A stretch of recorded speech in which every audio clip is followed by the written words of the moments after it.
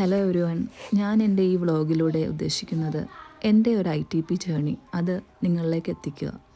കുറേ ആളുകൾക്ക് അറിയാൻ ആഗ്രഹമുണ്ടാവും, എന്താണിത്, ഇതെങ്ങനെയാണ് സംഭവിക്കുന്നത്. ആദ്യമേ പറയട്ടെ, ഇതൊരു ഓട്ടോ ഇമ്മ്യൂൺ ഡിസീസാണ്. അതായത് എന്താണെന്നറിയില്ല, കണ്ടുപിടിക്കാൻ അറിയാത്ത അൺനോൺ ഡിസീസ്. സോ നിങ്ങളിൽ ആർക്കെങ്കിലും ഇത് ഫേസ് ചെയ്യേണ്ടി വരികയാണെങ്കിൽ നിങ്ങളൊട്ടും പാനിക് ആവേണ്ട. അതിന് വേണ്ടിയിട്ടുള്ള ഒരു വീഡിയോ തന്നെയാണ് ഞാൻ ചെയ്യുന്നത്. എങ്ങനെ നിങ്ങൾ പാനിക് ആവാതെ ഈ ഒരു രോഗം നമുക്ക് ക്യൂർ ചെയ്തെടുക്കാം, അതും ലൈഫ് ലോങ്. എനിക്കറിയില്ല എങ്ങനെ ക്യൂറാക്കാൻ പറ്റുമെന്ന്, പക്ഷേ വന്നാൽ നമ്മൾക്ക് എങ്ങനെ അത് തരണം ചെയ്യാൻ സാധിക്കും, അതാണ് ഞാൻ പറയാൻ പോകുന്നത്. നിങ്ങൾ ആരും ആദ്യം പേടിക്കണ്ട. എനിക്ക് ഇത് വന്നപ്പോഴുള്ള സിംറ്റംസ് ഞാൻ പറയാം. ആദ്യമേ ഞാൻ പറയട്ടെ, എനിക്ക് പീരീഡ്സ് ആയി കഴിഞ്ഞിട്ട് എൻ്റെ പീരീഡ്സ് ബ്ലീഡിങ് നിൽക്കുന്നുണ്ടായിരുന്നില്ല. സോ അത് ഞാൻ വിട്ടുകളഞ്ഞു. പിന്നീട് സംഭവിച്ചതിൻ്റെ കാലിലും കയ്യിലൊക്കെ റെഡ് ഡോട്ട്സും ബ്രൂയിസസൊക്കെ വരാൻ തുടങ്ങി. അപ്പോൾ ഞാൻ എൻ്റെ ലൈഫിൽ 3 times ഫേസ് ചെയ്തുകൊണ്ട് തന്നെ എനിക്കറിയാം എന്താണ് എനിക്ക് വരാൻ പോകുന്നതെന്ന് തന്നെ. അതുകൊണ്ട് തന്നെ ഞങ്ങൾ ഹോസ്പിറ്റലിൽ പോയി ബ്ലഡ് ചെക്ക് നടത്തിയപ്പോൾ കാണാൻ സാധിച്ചു പ്ലേറ്റ്ലെറ്റ് കുറവാണ്.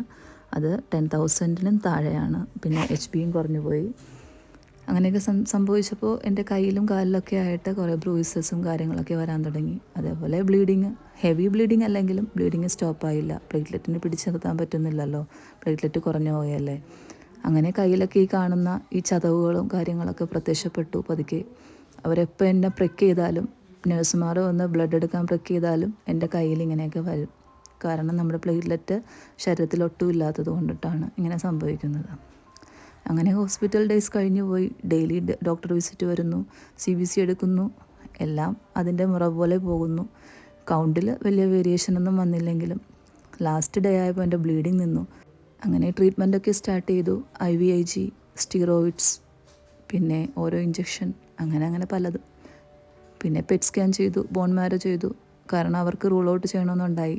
3 times അല്ല എനിക്ക് വരുന്നത്. 3 times എന്താണ് ഇങ്ങനെ വരുന്നതെന്ന്, പ്യുവർ ITP തന്നെയാണോ എന്ന് അവർക്ക് കണ്ടുപിടിക്കേണ്ടതുണ്ടായത് കൊണ്ട് തന്നെ എല്ലാ സ്കാനും എനിക്ക് ചെയ്തു. പക്ഷേ അതിലൊക്കെ നെഗറ്റീവാണ്. ഇത് റീഫ്രാക്ടറി ITP എന്ന് തന്നെ തെളിഞ്ഞു. ഇനിയിപ്പോൾ ഡോക്ടർ പറയുന്ന ട്രീറ്റ്മെൻറ്റിലൂടെയും മെഡിക്കേഷനിലൂടെയൊക്കെ കുറച്ച് നാൾ എനിക്ക് സഞ്ചരിക്കേണ്ടി വരും.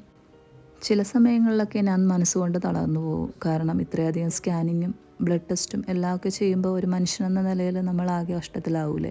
പക്ഷെ നമുക്ക് സ്ട്രെങ്ത് തരുന്ന നമ്മുടെ ഫാമിലി മെമ്പേഴ്സൊക്കെ കൂടെ ഉണ്ടെങ്കിൽ ആ ഒരു സ്ട്രെങ്ത്തിലും പിന്നെ പ്രാർത്ഥനയുടെ ബലത്തിലൊക്കെ അങ്ങോട്ട് മുന്നോട്ട് പോകുന്നു. ഒന്നേ പറയാനുള്ളൂ, ITP എന്നുള്ള രോഗം നിങ്ങൾ ആർക്കെങ്കിലുമൊക്കെ ഫൗണ്ടായാൽ നിങ്ങൾ പേടിക്കേണ്ട ആവശ്യമൊന്നുമില്ല. അതിന് ട്രീറ്റ്മെൻ്റ് ഉണ്ട്. ITP റിലേറ്റഡ് ആയിട്ടുള്ള എന്തെങ്കിലും ക്വസ്റ്റ്യൻസ് ഉണ്ടെങ്കിൽ എനിക്ക് കമൻറ്റ് ചെയ്യുക. അതേപോലെ തന്നെ കണക്റ്റ് ആവുക. Stay strong. നിങ്ങൾ തന്നെ നിങ്ങളുടെ വാരിയറാണ്.